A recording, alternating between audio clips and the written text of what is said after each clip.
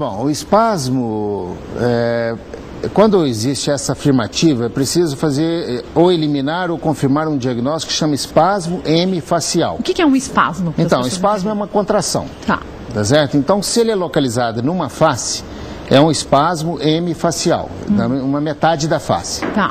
E tem várias possibilidades. Quando é só a pálpebra que treme, isso é outra coisa, pode ser por um cansaço físico.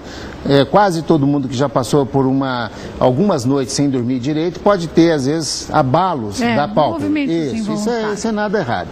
Agora, quando há o espasmo hemifacial, pode ter causas, assim, aneurisma, pode ter causas tumorais, comprimindo, certo, o núcleo ou o próprio nervo relacionado com essa expressão da mímica facial, que é o nervo facial, que é o 7º nervo craniano.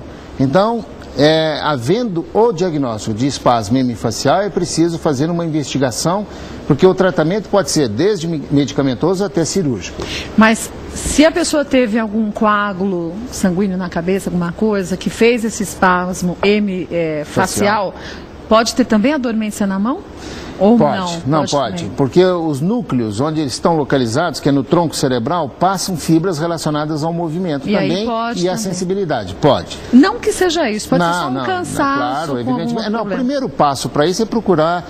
Não precisa nem procurar o especialista, procura um médico da confiança, e vai com essa queixa, evidentemente ele vai fazer um exame básico, se achar necessário encaminha para o neurologista e depois dos exames físicos, aí vem os exames complementares que quase sempre vão envolver métodos de imagem, como tomografia, ressonância. São bem fáceis de serem feitos. São fáceis. Sem complicações. Sem complicação. Vamos para mais uma dúvida?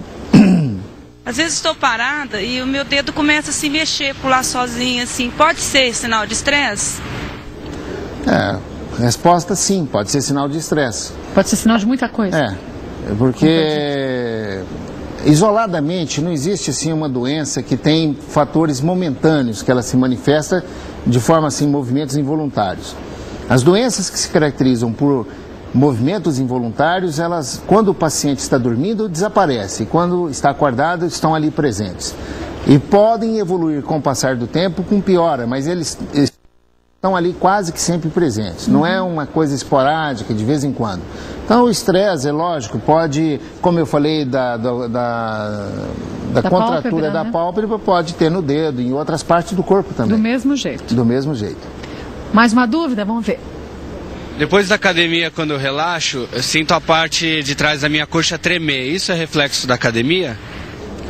É por causa de uma exaustão, né? Em que esgotou ali aquelas fibras musculares e por causa, às vezes, até de aumento do ácido lático, pode ter esse tipo de manifestação.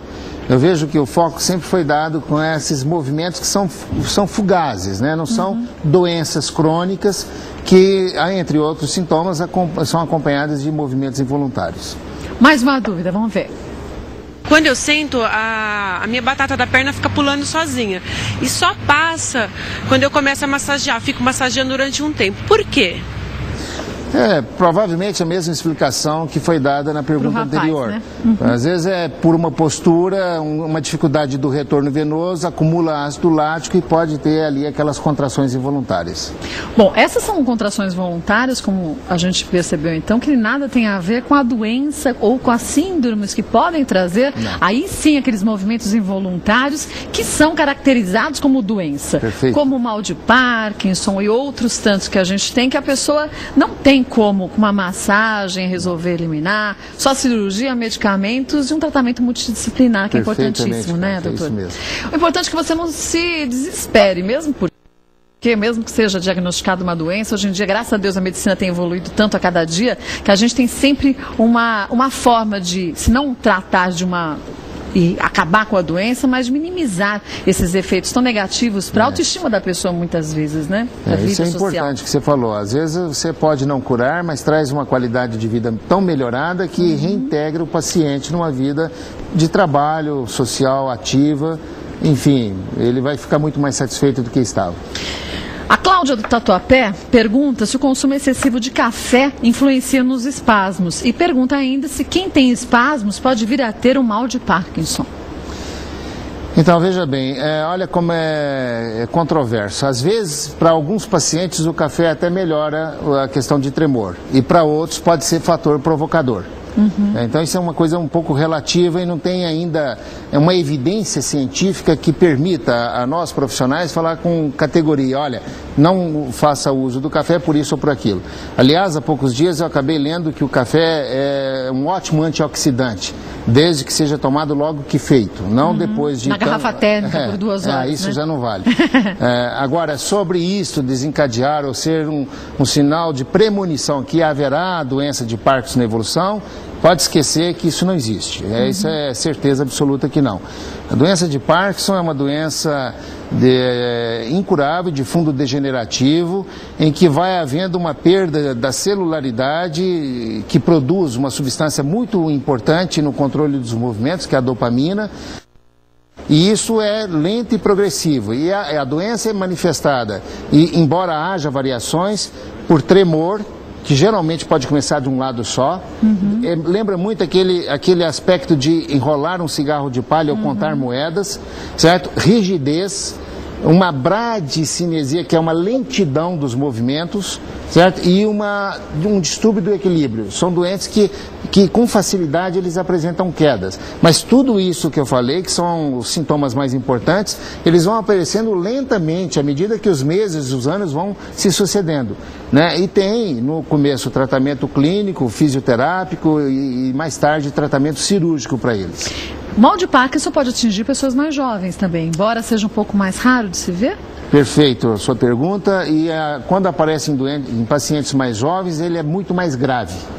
Na média, os pacientes que têm um diagnóstico precoce, com 30, 20 e poucos anos, são doentes que evoluem com muito mais gravidade na média do que aqueles pacientes que, na faixa mais comum, que é acima de 60 anos de idade, vão adquirir sintomas da doença de Parkinson. Hoje, para você ter uma ideia, existe em média, variando, porque é claro, com a faixa da 7ª, 6ª década de vida, é diferente da 8ª década de vida. Mas então varia mais ou menos de 120 a 180 pacientes por cada 100 mil por ano. Isso no mundo inteiro é mais ou menos igual, no Brasil e em qualquer lugar.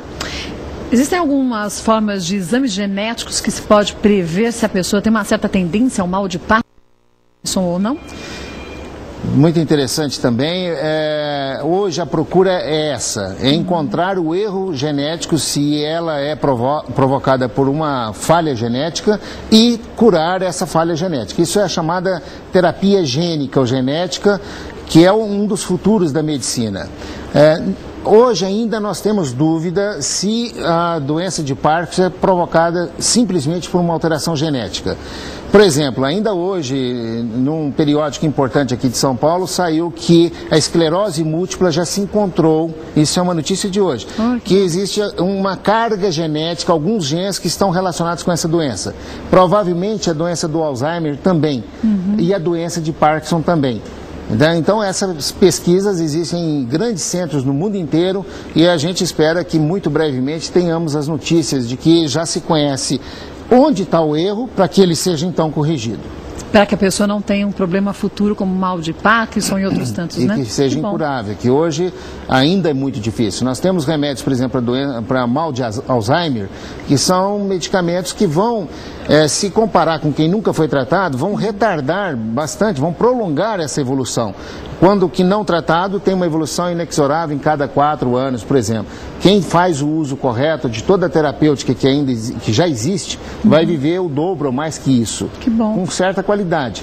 Mas ainda não nos permite dizer que a gente tem um medicamento que cura a enfermidade. O que, quem sabe, a gente pode ter daqui uns bons anos com a medicina genética, Sem dúvida, ainda mais com essas pesquisas de células-tronco, eu acho que essa possibilidade ela é muito real.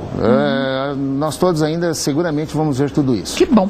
Olha, doutor Cláudio Fernandes Correia volta mais vezes a Mulheres. Eu queria agradecer demais a sua participação, viu? E tenho certeza que você em casa agora entendeu direitinho o que você deve fazer. Antes de mais nada, não se desesperar e vá a um médico. Inicialmente, o seu médico de família, o seu médico clínico geral, e aí ele vai encaminhar um neurocirurgião ou um especialista para ver se você sofre de alguma síndrome como estas ou não. Obrigada mais uma vez, viu?